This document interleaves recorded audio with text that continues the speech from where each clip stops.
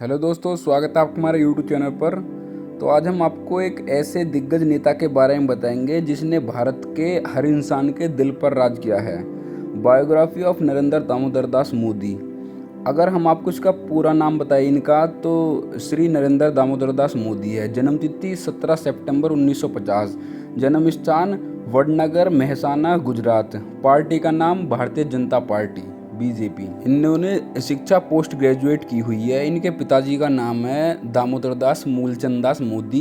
इनकी माताजी का नाम है श्रीमती हीराबेन दामोदर दास मोदी। इनकी जीवन साथी का नाम है श्रीमती जसोदाबेन मोदी।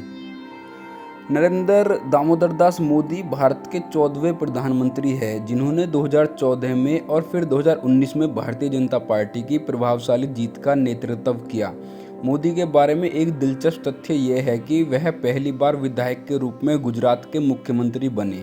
इसी तरह वह पहली बार सांसद के रूप में सीधे भारत के प्रधानमंत्री बने। 2014 में बीजेपी की बहुमत से जीत के लिए मोदी को श्रेय दिया जाता है और यह साल 1984 के बाद पहली बार हुआ। मोदी का जन्म वडनगर में एक गुजराती परिवार में हुआ था। बचपन में वो चाय बेचने में अपने पिता की मदद करते थे और बाद में खुद का चाय का स्टॉल भी चलाया। मोदी 8 साल की उम्र में आरएसएस के संपर्क में आए और यहाँ से संगठन के साथ एक लंबा साथ शुरू हुआ। वो साल 1985 में बीजेपी में शामिल हो गए। आरएसएस के साथ लंबे समय तक रहने के बाद भारतीय जनता पार्टी में आए और फिर उनके राजनीतिक सफर में तब तीव्र गति आई जब वे गुजरात के मुख्यमंत्री चुने गए। जब मोदी 8 साल के थे तो वह राष्ट्रीय स्वयंसेवक संघ आरएसएस के संपर्क में आए। साल 1970 में 20 साल की उम्र में वह आरएसएस से इतना प्रभावित थे कि पूरी तरह से आरएसएस प्रचारक बन गए और 1971 में मोदी औपचारिक रूप से आरएसएस में शामिल हो गए। 1967 उन्होंने वडनगर में अपनी उच्च माध्यमिक शिक्षा पूरी की। पारिवारिक तनाव के कारण उन्होंने घर छोड़ दिया। मोदी ने उत्तरी और उत्तर पूर्वी भारत में यात्रा के दौरान लगभग 2 साल बिताए। 1975 आरएसएस द्वारा नरेंद्र मोदी को गुजरात लोक संघ समिति का महासचिव नियुक्त किया गया था। आपातकाल के दौरान गिरफ्तारी से बचने के लिए मोदी को अंडरग्राउंड होने के लिए मजबूर होना पड़ा। वह सरकार का विरोध करने वाले पैम्पलेट की प्रिंटिंग में शामिल थे। 1978 में आरएसएस के संभाग प्रचारक बने। सूरत एवं वडोदरा में होने वाले संघ के कार्यक्रमों में वे बढ़ चढ़कर हिस्सा लेने लगे। 1979 में वह आरएसएस संभाग प्रचारक बन गए। सूरत और वडोदरा के क्षेत्रों में आरएसएस गतिविधियों से जुड़ गए। वह दिल्ली में आरएसएस के लिए काम करने गए, जहां उन्हें आपातकाल के इतिहास के बारे में आरएसएस के संस्करण का शोध और लेखन के लिए रखा गया था। 1985 मोदी को आरएसएस ने बीजेपी को सौंपा था। बाद में 1986 एल के आडवाणी के बाद मोदी भाजपा के अध्यक्ष बने। उस समय आरएसएस ने बीजेपी के भीतर अपने सदस्यों को महत्वपूर्ण पदों पर रखने का फैसला किया। 1987 मोदी को बीजेपी की गुजरात इकाई के ऑर्गेनाइजिंग सचिव के रूप में निर्वाचित किया गया था।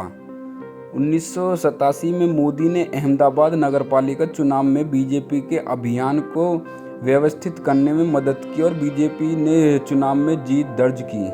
मोदी ने 1990 में लाल कृष्ण आडवाणी की राम रथ यात्रा और 1991 में मुरली मनोहर जोशी की एकता यात्रा आयोजित करने में मदद की। 1995 वह भाजपा के राष्ट्रीय सचिव चुने गए और वह दिल्ली चले गए। उन्होंने हरियाणा और हिमाचल प्रदेश के चुनाव अभियान का नेतृत्व किया। मोदी को 1996 में बीजेपी के महासचिव संगठन के रूप में पदोन्नति दिया गया। 2001 केशुभाई पटेल का स्वास्थ्य खराब हुआ और बीजेपी ने उपचुनावों में कुछ राज्य विधानसभा सीटें खो दी। बीजेपी के राष्ट्रीय नेतृत्व ने पटेल की जगह मोदी को गुजरात के मुख्यमंत्री की कमान सौंप दी।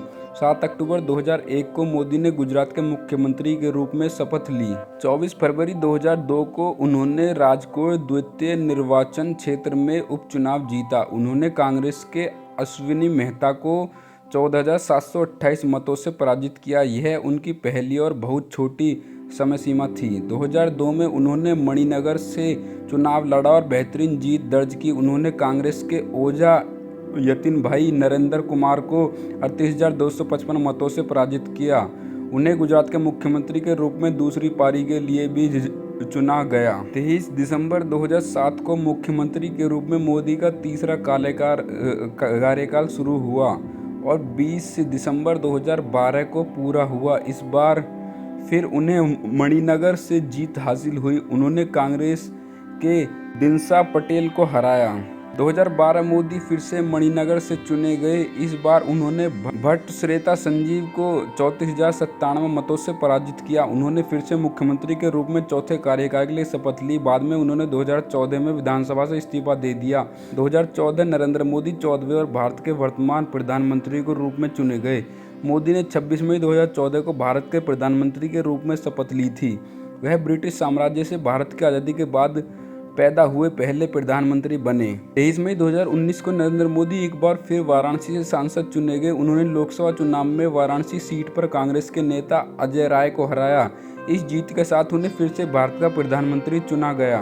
30 मई 2019 को नरेंद्र मोदी ने फिर से प्रधानमंत्री पद की शपथ ली और 31 मई को कैबिनेट का विस्तार किया। पीएमओ के अलावा department of atomic energy, ministry of personnel public grievances and pension, department of space और वो सभी मंत्रालय स्वयं के पास रखे जो किसी अन्य मंत्री को आवंटित नहीं हुए।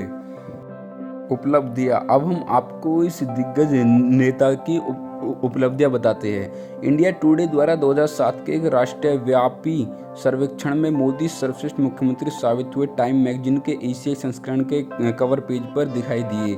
2014 में CNN IBN न्यूज नेटवर्क द्वारा इंडियन ऑफ द ईयर चुने गए। वह 2014, 15 और 2017 में टाइम मैगजीन के विश्व में 100 सबसे प्रभावशाली लोगों की लिस्ट में से एक थे।